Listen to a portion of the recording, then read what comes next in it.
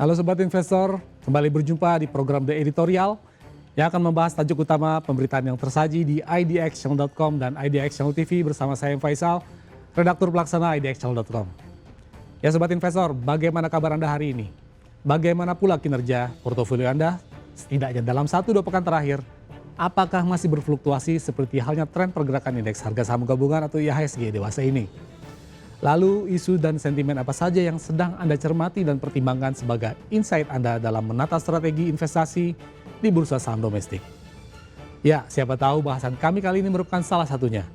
Di mana dalam episode kali ini kami akan membahas terkait perkembangan geopolitik yang terjadi di Selat Hormuz. Di mana seperti kita tahu upaya perdamaian antara Amerika Serikat dan Iran yang sebelumnya telah ditandatangani masing-masing pihak yang berseteru di Swiss pada 30 Juni 2020 lalu lagi-lagi kandas usai kedua belah pihak kembali melakukan aksi saling serang. Sebagian pula telah banyak dibahas baik oleh media massa nasional maupun internasional bahwa kembali lagi kandasnya nota perjanjian perdamaian AS-Iran dipicu oleh nasib kapal kargo swasta berbendera Singapura yang diserang dengan drone pembunuh diri. Saat tengah melintas di Selat Hormuz yang akses lalu lintasnya telah dibuka kembali oleh Iran sebagai bagian dari poin-poin kesepakatan perdamaian yang telah ditandatangani oleh kedua belah pihak. Menurut Iran, serangan tersebut sudah sepantasnya dilakukan sebagai upaya penertiban atas pilihan sikap kapal Singapura yang melintasi Selat Hormuz dengan berlayar di luar rute yang telah ditentukan oleh pihak Iran melalui otoritas Selat Teluk Persia Iran atau Persian Gulf Strait Authority alias PGSA. Sebagai informasi, lembaga PGSA ini sendiri sengaja dibentuk oleh Iran sejak sebulan lalu untuk bertugas sebagai otoritas tertinggi untuk mengontrol seluruh aktivitas lalu lintas laut di Selat Hormuz. Maka wajar jika kemudian Iran tidak terima dan naik pitam ketika kapal Singapura tersebut memilih berlayar di luar rute yang telah ditetapkan PGSA dan menganggapnya sebagai penghinaan sehingga memang pantas untuk ditertibkan demi menjaga ketaatan kapal-kapal lain terhadap aturan PGSA saat ingin melintasi Selat Hormuz. Namun bagi AS, langkah serangan Iran tersebut dimaknai sebagai pelanggaran terhadap perjanjian perdamaian versi Swiss. Sehingga karena itu AS juga merasa berhak melakukan serangan kepada Iran karena terbukti mengganggu pelayaran di Selat Hormuz yang telah disepakati untuk kembali dibuka untuk umum.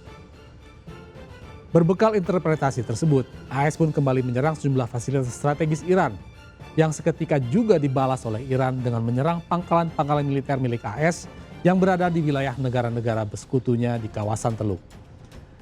Memang serangan sejenis bukan pertama kali yang dilancarkan dan justru telah sering dilakukan oleh Iran. Namun demikian pada akhirnya serangan konsisten dan bertubi-tubi dari Iran tersebut dilaporkan telah sukses mengubah sikap negara-negara terseluk dalam mengambil posisi pada perang AS-Iran. Guna memahami dasar pergeseran sikap tersebut, pada dasarnya kita perlu lebih memahami bahwa alasan negara-negara Teluk yang selama ini rela dan mau bersekutu dengan AS, di mana hal tersebut berkaitan dengan kondisi begitu tidak akurnya negara-negara yang berada di kawasan Jazirah Arab, termasuk di dalamnya yaitu negara-negara Teluk dan juga negara-negara Timur Tengah, sehingga sangat sering bertikai dan saling berperang satu sama lain. Karenanya dengan bersekutu dengan AS yang notabene merupakan salah satu negara dengan kekuatan militer terkuat di dunia, negara-negara Teluk berharap mendapatkan perlindungan maksimal secara militer andai perang antar negara di Jazirah Arab kembali pecah. Namun dengan kondisi yang terjadi saat ini, di mana meski mereka berstatus sekutu AS, buktinya Iran masih juga dengan mudah melakukan serangan terhadap pangkalan-pangkalan militer AS yang berada di wilayah mereka masing-masing.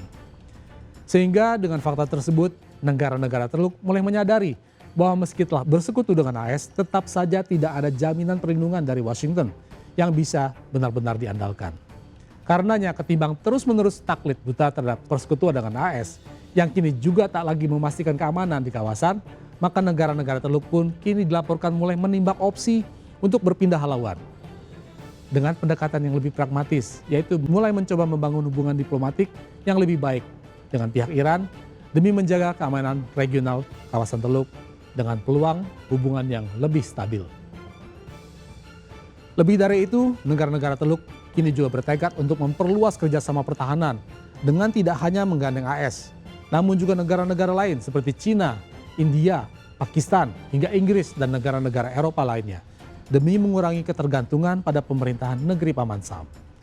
Tak hanya itu, peluang mulai balik kanannya negara-negara Teluk atas persekutuannya dengan AS, diantaranya juga dilandasi oleh keraguan mereka atas kekuatan militer AS saat ini, yang bukannya membantu mengamankan pangkalan militer yang berada di wilayah mereka, dan tengah dijadikan bidikan serangan militer oleh Iran. Namun The Wall Street justru melaporkan bahwa markas besar Departemen Pertahanan AS, Pentagon, justru kini tengah menimbang opsi pemindahan sebagian pangkalan udara ke lokasi yang dianggap lebih aman dari ancaman serangan Iran. Bagi Pentagon, opsi pemindahan ini mulai layak dipertimbangkan usai keberhasilan Iran merusak pangkalan Naval Support Activity Bahrain, markas armada kelima Angkatan Laut AS, lewat serangan yang dilancarkan belum lama ini. Dalam laporannya, The Wall Street disebutkan bahwa sedikitnya markas komando, barak militer, gudang logistik, hingga tangki cadangan air utama di pangkalan tersebut telah mengalami kerusakan serius dengan nilai kerusakan yang diperkirakan mencapai sekitar 400 juta dolar AS atau setara dengan 6,5 triliun rupiah. Angka tersebut belum juga memperhitungkan nilai kerugian dari kerusakan peralatan militer dan sistem komunikasi strategis yang disiagakan di pangkalan tersebut, sehingga membuat posisi Pentagon cukup tertekan, hingga terpaksa mulai membahas berbagai opsi penguatan pertahanan pangkalan, termasuk juga pilihan untuk memindahkan sebagian pusat komando ke fasilitas komando bawah tanah. Tak hanya itu, opsi lain yang masuk dalam pertimbangan Pentagon juga meliputi pengurangan kehadiran pasukan militernya di pangkalan militer di Kuwait dan Arab Saudi sebagai bentuk pencegahan atas semakin banyaknya pasukan yang gugur di medan perang. Jadi bagaimana menurut sobat investor? Ketika misalnya Anda telah berkawan dengan seseorang yang jago bela diri dan berharap bakal selalu aman dari serangan pihak-pihak lain. Namun justru ketika musuh dari kawan Anda yang jago bela diri tadi menghampiri dan menyerang Anda, tapi kawan yang jago bela diri tadi justru berkemas dan bersiap untuk pergi. Bagaimana perasaan Anda? Demikian program The Editorial edisi kali ini. Saya Faisal pamit undur diri. Pantau terus berita ekonomi, bisnis, dan pasar modal hanya di IDX Channel TV, idxchannel.com, dan media sosial IDX Channel. Sampai jumpa.